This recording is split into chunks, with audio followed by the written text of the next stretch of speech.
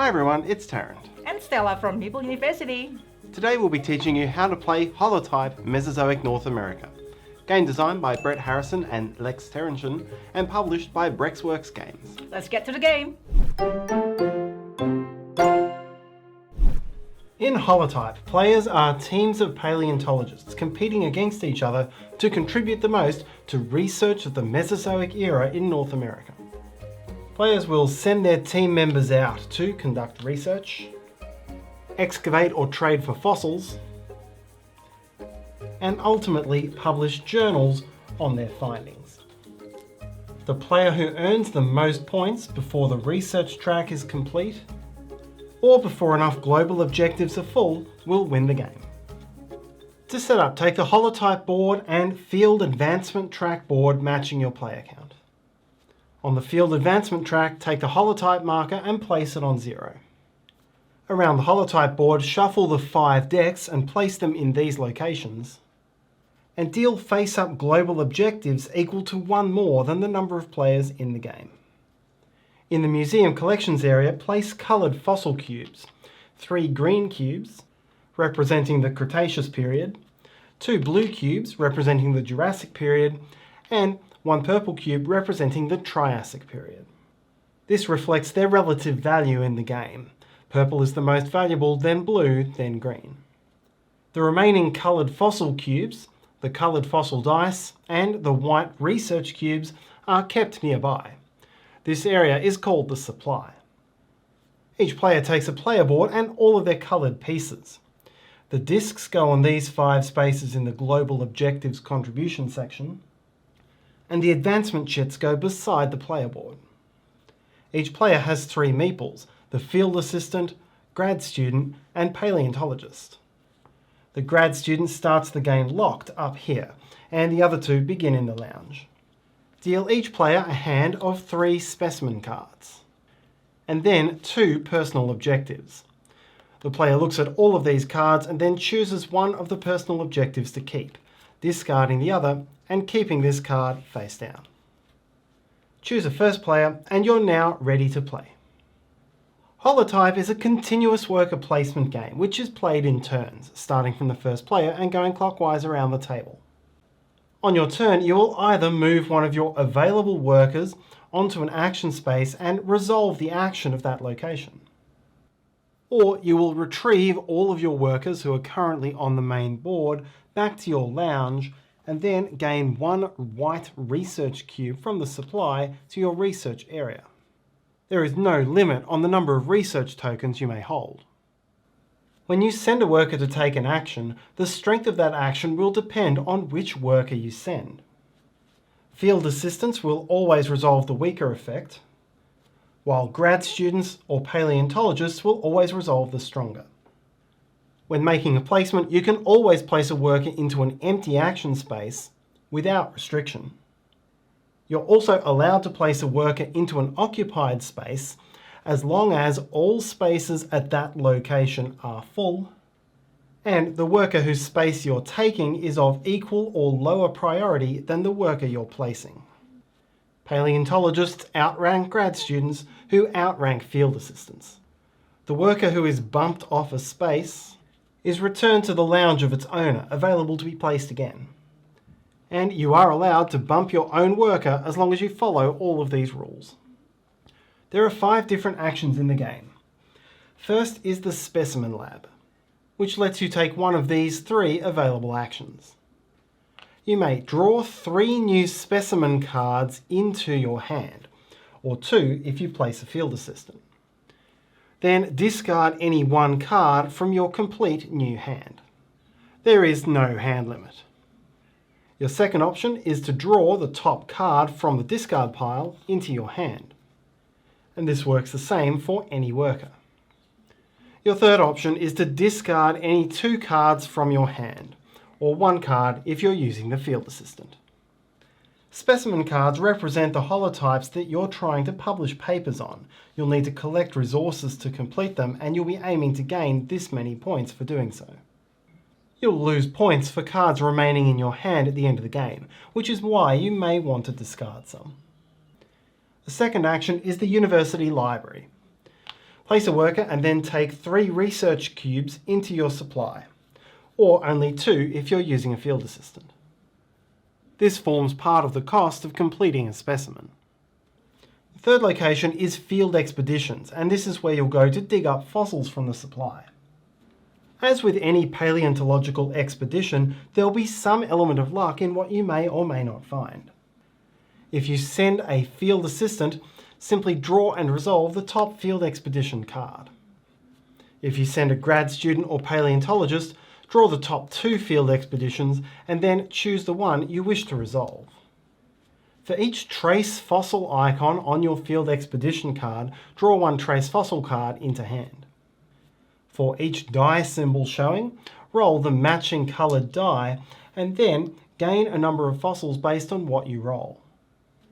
The bone symbol means gain that many fossil cubes of that colour from the supply, while the museum icon means take the matching fossil cube from the museum if there's one available. This icon here represents both a die and a re-roll. So in this case you would roll 3 blue dice and then have the opportunity for 2 total re-rolls. That is 1 die twice or 2 dice once. Each fossil you gain is added to one of the 8 spaces of your fossil storage. If you gain above 8, then you must discard down to 8 from your entire collection, putting any excess in the museum. If you draw and choose to resolve the erosion event, then instead of rolling dice and getting fossils, you can do the action at any one of the other 4 locations on the board, taking the effect for the piece that you put at the field expeditions. Then, if you drew this card, whether you chose to resolve it or not, reshuffle the discard pile back into the field expedition deck. The 4th location is the museum collections, and there are 2 actions available here. You can exchange coloured fossil cubes for other coloured fossil cubes, or you can exchange coloured fossil cubes for white research cubes. If you send a field assistant, you may do one of these 2 actions. If you send a grad student or paleontologist, you can do both. When you make fossil exchanges, you can make any number of fossil exchanges between your fossil storage and the museum at the ratios shown here. 1 purple is equal to 2 blue is equal to 3 green. Exchanges may be done in any combination or direction between these 3 colours.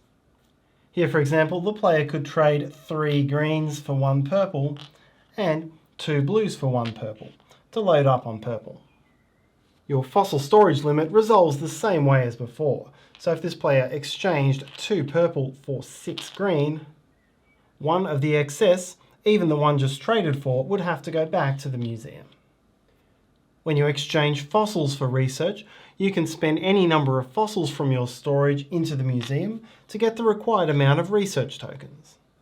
2 green fossils will give you 1 research, 1 blue fossil is worth 1 research, and a purple fossil is worth 2 research.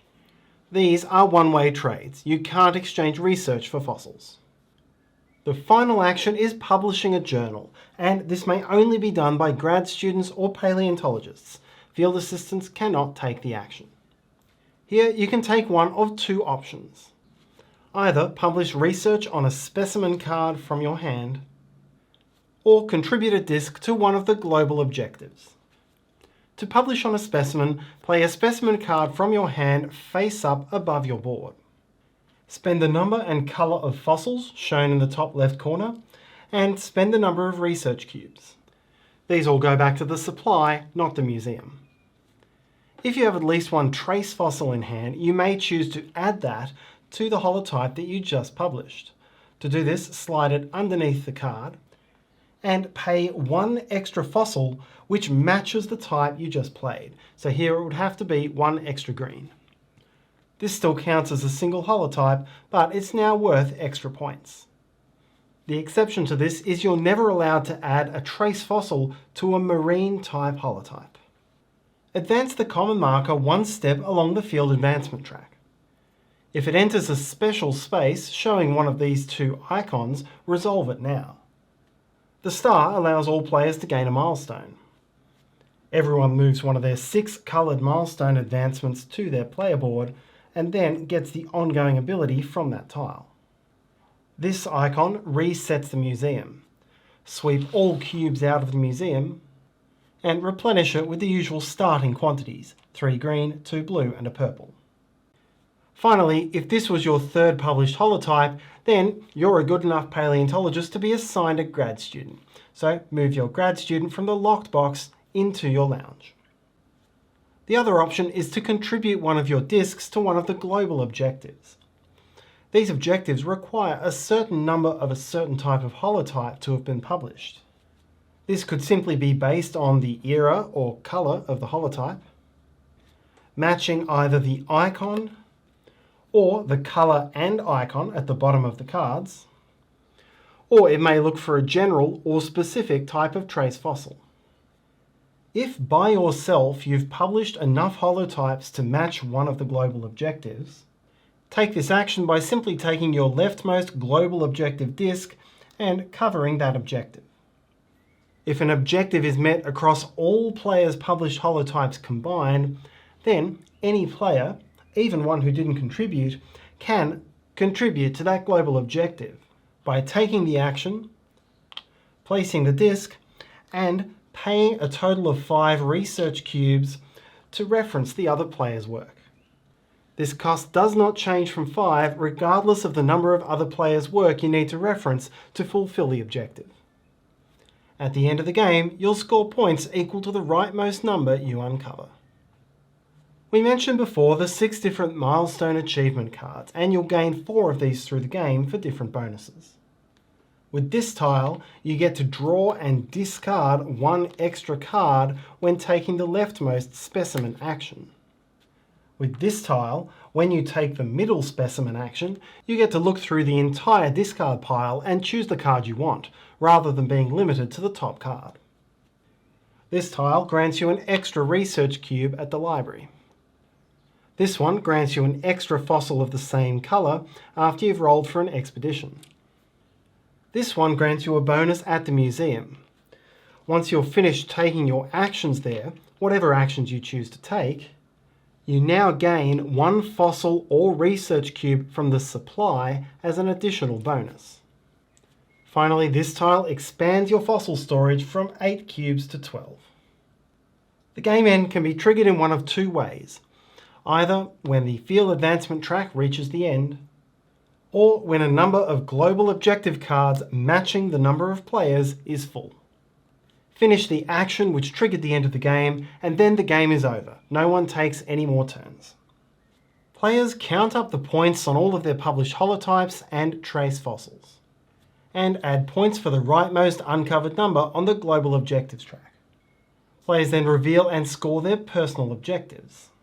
This may give a different number of points depending on how many of a certain objective you've met among your published holotypes, or could be a simple all or nothing objective.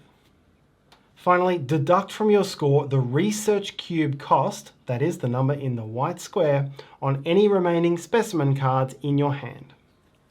The player with the highest score wins. If tied, whoever has the most leftover research cubes wins, and if still tied, victory is shared. And that's how to play Holotype Mesozoic North America. We hope you enjoyed this video. If you find this video useful, please help us by hitting the like button.